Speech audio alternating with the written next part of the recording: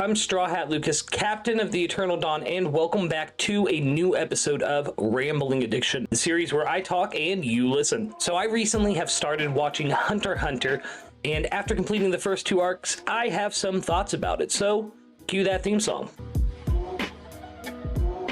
Rambling Addiction, yeah, you're hanging out with Lucas. Manga, animator, anything, alright, let's do this. Weekly is the basis, worst generation. Cooking up a feast while he's turning through the pages. Theories that he's making, from shonen to seinen. Locked in, analyzing, using observation. Yeah, observation. Rambling Addiction.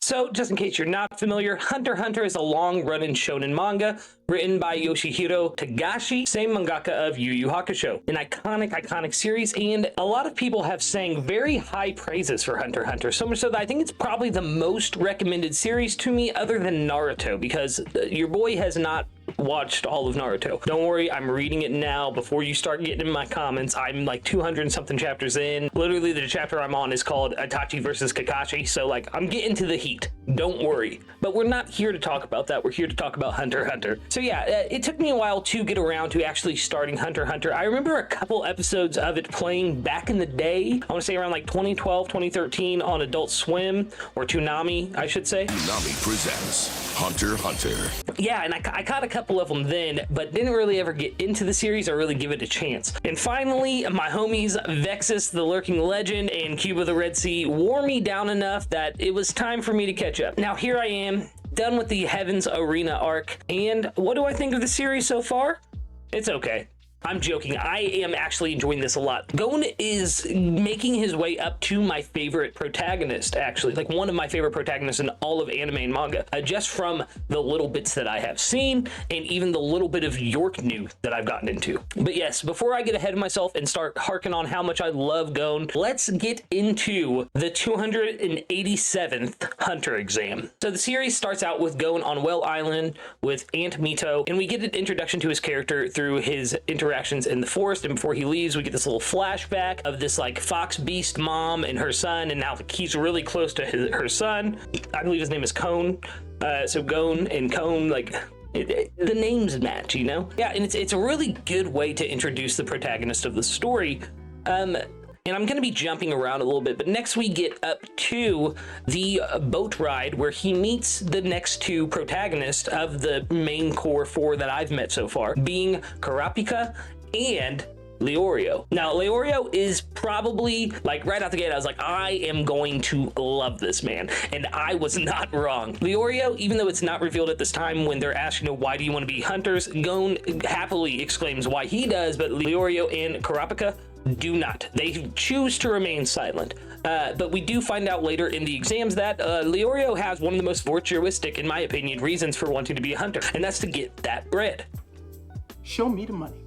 I know how that sounds because I just called it virtuistic, but it's because he wants to be a doctor, and the best way to get the money that he needs to survive while studying to be a doctor and to get the degrees that he wants to get is to be a hunter. We'll touch more on why Kurapika's taking the exam later in the video, hopefully, unless I forget. It's rambling addiction. I tend to ramble. The trio does make their way, though, to the hunter exam. Before that, they do this little, like, 2-question quiz, which was one of my favorite parts of this early bit of Hunter x Hunter, because the question is posed to them, and it's a hypothetical question on what to do in a situation that is high stress, like if you have to leave someone behind, or you can only choose yourself over this person, or in things of that nature, like those hard-hitting questions. I believe the question she asked them is like, would you rather save your daughter or your son from kidnapping? But they remain silent, and that is the correct answer.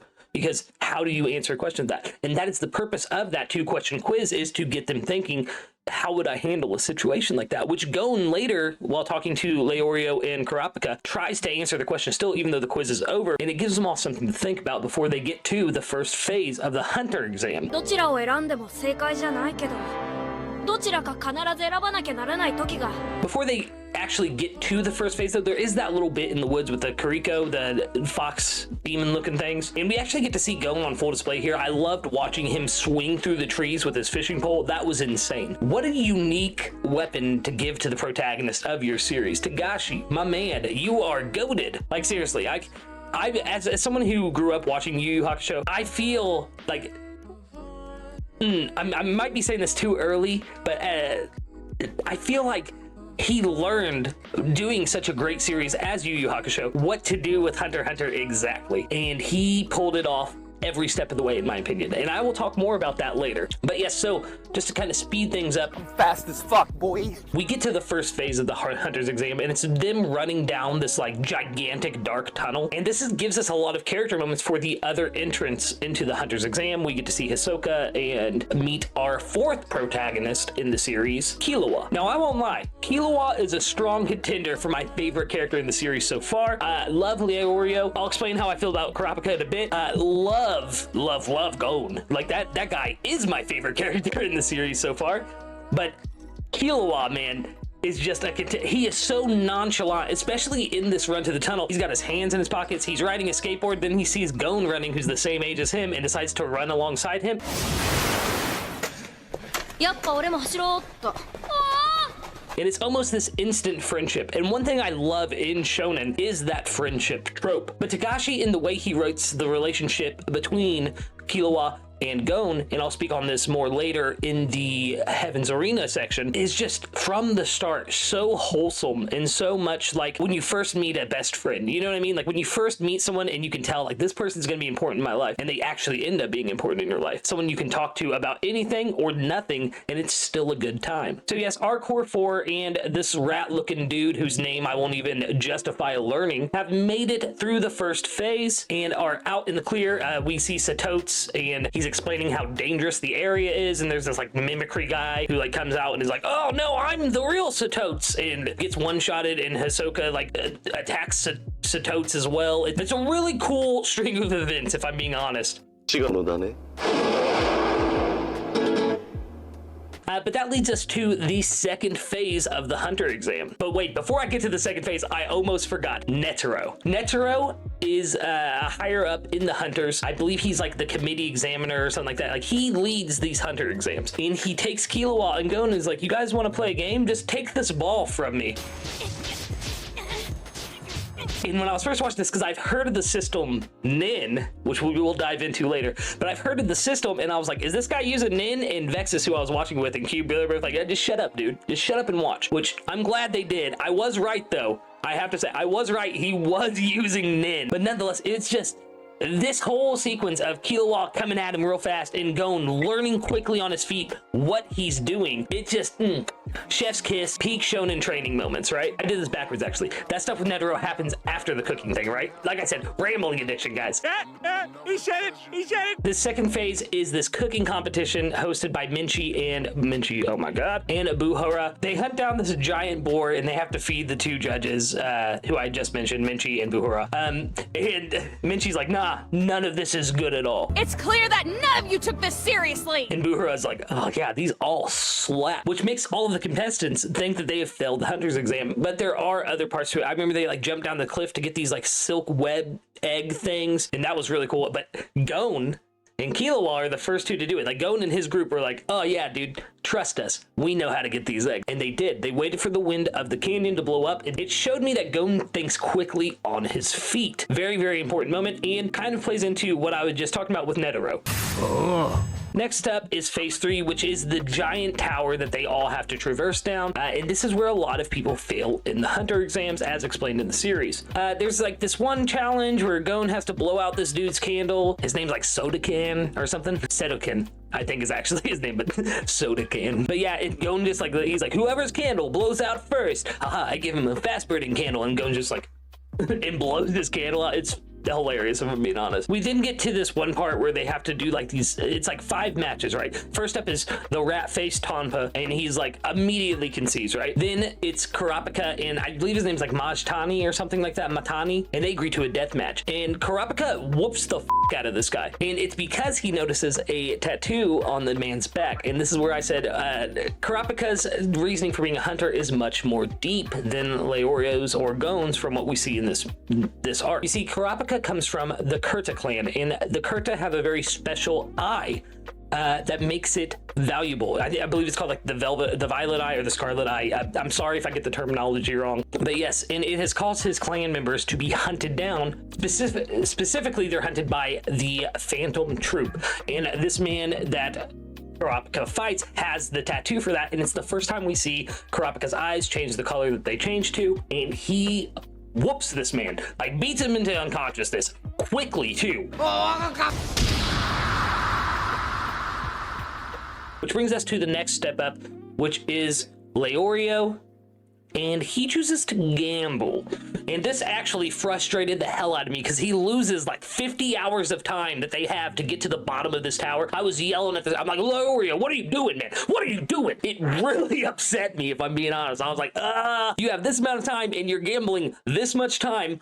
Why? Do you really think you're gonna, like, oh man, I will go off on a tangent for too long if I get into that match too much. But yes, Leorio ends up costing them a lot of time. I believe he does technically win the match, but like it does cost them a lot of time, which is a huge pressing factor in this phase of the hunter's exam. Oh wait, no, he does lose. That's what causes them to wait the 50 hours. Duh, Lucas. And in the fourth and final match, Kahlua fights, I think his name's like Johnson or something like that. Johannes, I believe. Johannes, I think it's Johannes. We're going to go with Johannes. Yes, it's Killua versus Johannes, and this man is intimidating, right? He starts walking up, and he's raking his fingers against the wall, and it's crashing the wall, it's crumbling it, and he's breaking things, and he's like, I'm a stone cold killer, and they're hyping him up as like this legendary hitman who's, you know, taking out this many people and that many people, and then he walks up, and Killua rips his heart out immediately.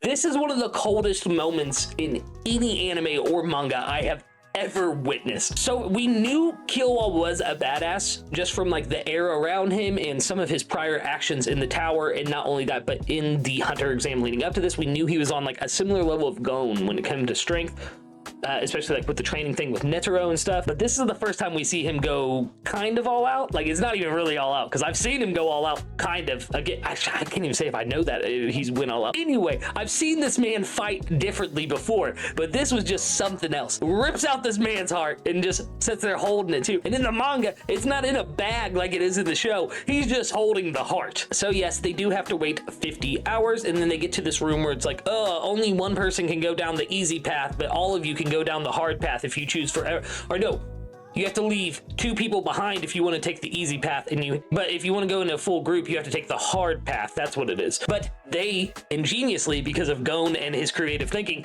choose the hard path and then just break the wall through so they can go down the easy path and pass this phase of the exam. The next phase is kind of like a Hunger Games situation. They all have badge numbers that they've been wearing since the start of the exam, and then someone gets their badge number and they have to hunt down that badge. It's not really that complex, but it did lead to some of my favorite moments from the hunter exam arc. And the first one I have to talk about is, I don't remember his name, okay? I'm just gonna be honest. I think Gita Rocker.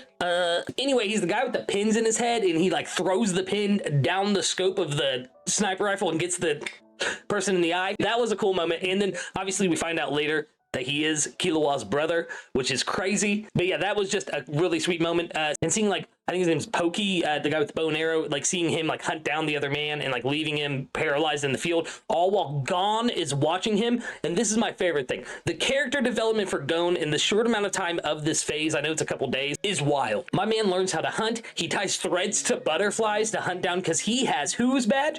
Hisoka. And I've not begun to talk about how creepy Hisoka is, but he is indeed very, very creepy.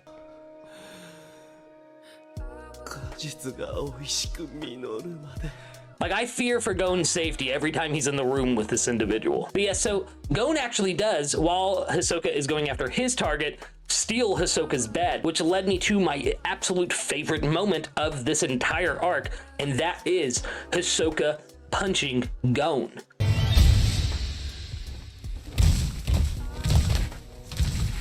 Not only does he give his badge to Gon because he had to pass, and Gon tried to give back the badge to him even though he was on the ground. It's what Hisoka said to Gon.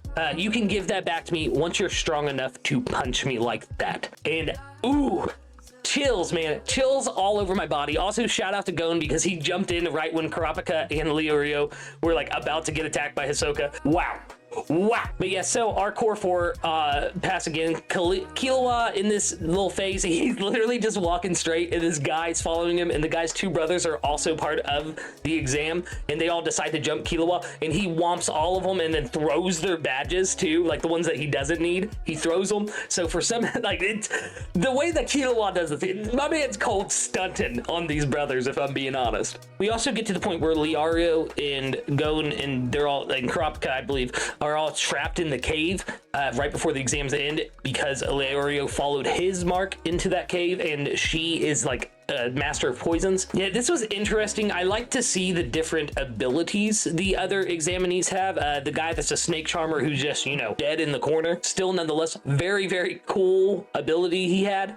But Gon does end up saving them all, and they all pass this phase of the exam. Except for the girl. She loses because Gon's like, hey, I saved your life. I'm taking your badge for my buddy. Chad Gon moment. Chad Gon moment. But yes, this leads us to the final phase of the Hunter exam, which is the tournament arc, which if you're a fan of Yu Yu Hakusho and you know Togashi wrote one of the best tournaments ever, I was expecting big things from this, and it did not disappoint. And I love the way they did this, because the first match is Gon and Hanzo, and Hanzo beats the ever-living crap out of Gon, breaking his arm, and like Gon's still just standing in it. The way they did this was crazy. He basically made Hanzo admit defeat because he would not succeed the battle, allowing Gon to pass the Hunter exam, because this tournament is different. It's whoever loses continues on in the tournament, and the winner automatically passes the exam. We then find out what happened during this tournament through the eyes of Gon being told it from Kurapika and Leorio. We find out about Kurapika's match against Hisoka and how Hisoka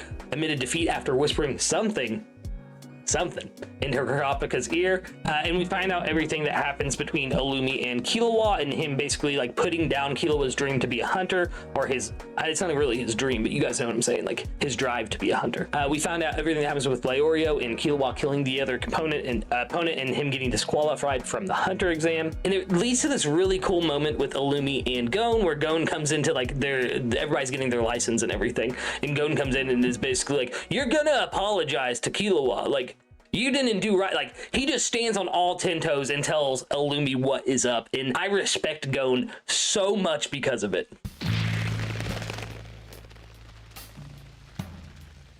This boy.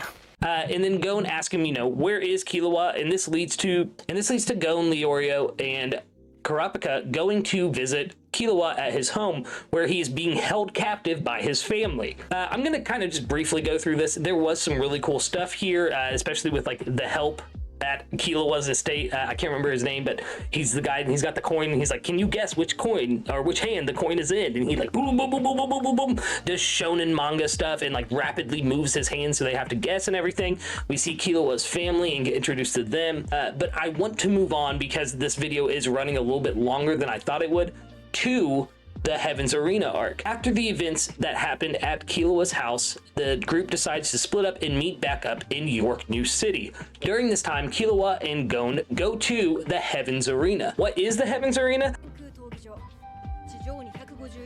It's a stage of battle where you move up floors and get paid for every battle that you successfully are the victor at. Also, I love that Killua took on the Heaven's Arena when he was like 6 and got all the way up to almost the 200th floor, I believe it is. I think he never stepped foot on it, but still wild. And then Gon's like, but if that's the case, how are you not a millionaire? They give us all this money. And Killua's like, I spend it all on snacks. What do you mean? Killua, Gon, and a new friend named Zushi make it up to the 50th floor, and more battles ensue. But the main thing I want to talk about with Heaven's Arena is, actually, there's a couple things. The main thing is Nen. Nen as a power system is one of the most intricately written power systems I've ever seen in any manga. I'd heard before I started the series that it is something that once you understand it, you'll see that it is one of the most complex yet easy to understand systems in the entirety of the manga sphere. And that's correct. Nen is broken down so easily so that you understand not only everyone's typings, but the stances that they're doing. Because there's the Ren system, 10, I think it is, you know, and we get just the way it's broken down, man. Zushi's teacher, I cannot remember his name off the top of my head. I should probably look it up, but I don't want to break my flow. But Zushi's teacher teaches Gon and Killua, you know, how to control their aura and to do like, I think it's the Ten technique or the Ren technique or something like that next. I should probably have looked this up before starting, but oh well. But yes, he teaches them how to control their aura, and as they make it to the 200th floor, they realize that they need to use Nen to even compete on the 200th floor. So that is what sends them down the train. Lucas, what the hell are you talking about? But yeah, so that sends them down this training path that I've already been talking about, and them and Zushi all work their hardest to learn Nen and to get past who's Nen that is blocking them from entering the 200th floor? Hisoka. That is correct. Gon has finally come face to face with Hisoka since the end of the hunter exam. And we do get a bunch of fights before this, but let's be real. I just want to talk about this because within moments of starting this fight, Gon punches Hisoka so hard that Hisoka then allows him to give him back the button. Which is just amazing. Also, Killua threatening those dudes. Perfect. Like showing up and he's like, listen here, you don't touch Zushi again, and you keep your promise to me. You keep your promise.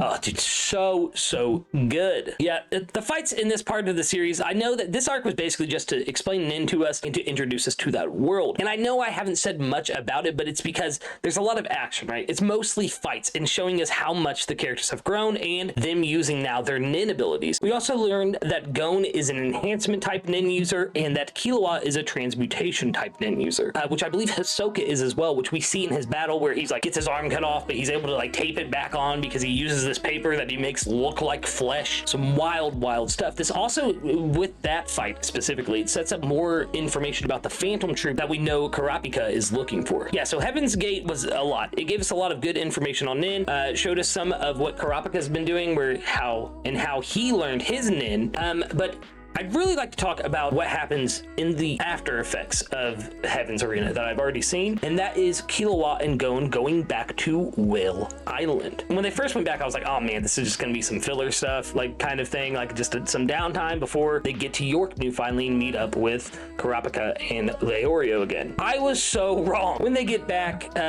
Killua has this conversation with Gon as Gon showing him around Whale Island, and it's like, you know, oh, you want to learn about your dad? What about your mom? And he straight up says one of the most genuinely heartwarming things in the entire series so far for me, where he's like, I've got a mom, it's Aunt Mito.